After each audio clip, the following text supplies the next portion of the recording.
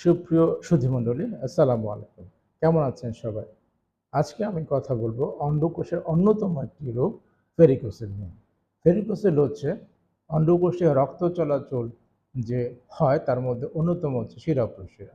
ভেরিকোসেলে সাধারণত যে অন্ডকোষটা আক্রান্ত হয় সেই অন্ডকোষের যে শিরা-উপশিরাগুলো আছে এগুলো ফুলে যায় বা মোটা হয়ে যায়, বাঁকা হয়ে যায়, লম্বা হয়ে যায়।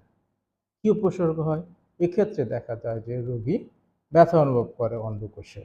যে সাইডে ভেরিকোসেল হয়, বিশেষ করে দাঁড়িয়ে থাকলে দীর্ঘক্ষণ, হাঁটাচলা করলে, কাজ করলে ব্যথা অনুভব করে। তাছাড়া ওই জায়গায় ওই স্থানটা ফুলে যায় অনেক সময় এবং রোগী অনেক সময় অস্বস্তি অনুভব করে।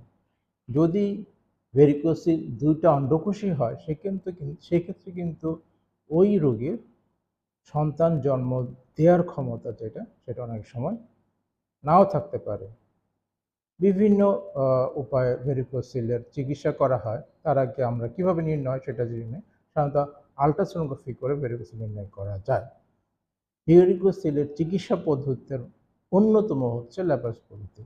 ল্যাপারোস্কোপিক পদ্ধতি অত্যন্ত সুন্দরভাবে ভেরিকোসিলের অপারেশন করা যায়। তাই সবার অনুরোধ প্রাথমিক অবস্থায় ভেরিকোসিল ধরা পড়লে অপারেশনটা করিয়ে নিবেন। ধন্যবাদ।